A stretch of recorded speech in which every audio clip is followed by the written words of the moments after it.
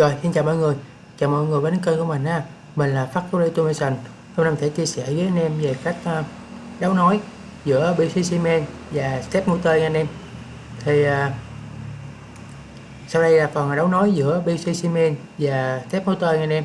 Như anh em đã thấy á, trên màn hình của chúng ta sẽ là sơ đồ đấu nối giữa PLC Siemens và step motor.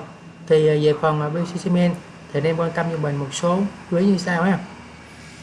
Rồi, đối với PLC Siemens thì anh em quan tâm cho mình về phần 3L và 3M.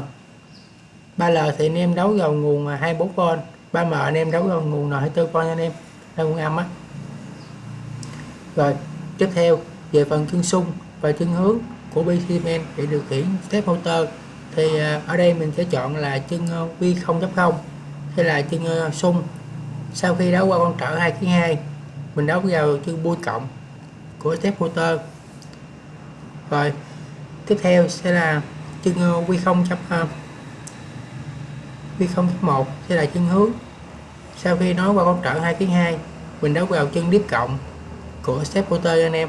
Rồi tiếp theo sẽ là chân pun trừ và chân điếp trừ thì anh em mình nói vào chân N24V anh em, N24V nè, đó là nguồn âm á nha anh em. Rồi còn hai chân còn lại hai chân còn lại sẽ là chân enable cộng và enable trừ thì anh em nói vào PLC, hoặc là anh em có thể là không đấu thì nó mặc định sẽ là on cho anh em, mặc định sẽ là on. Thì khi không đấu thì cái step của chúng ta nó sẽ cứng lại luôn. Thì anh em quan tâm lưu ý cho mình nha.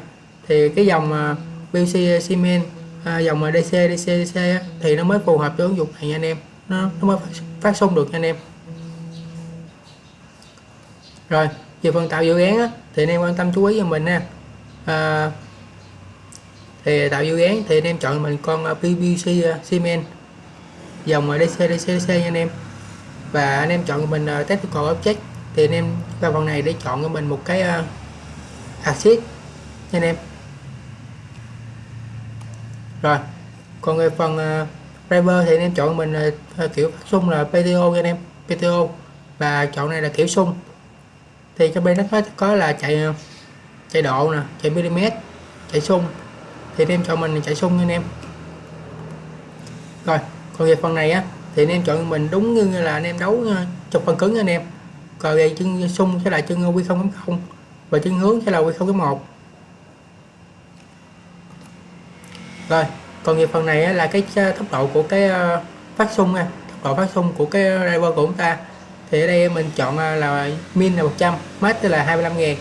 Thì nếu mà dưới 100 thì nó driver chúng ta sẽ không chạy anh em, nó chỉ nằm trong khoảng từ 100 cho đến 25.000 nha anh em. Rồi ở đây thì anh em vào phần tạo phần main để lôi ra cái phần mà MC power để cho cấp nguồn cho cái driver của chúng ta.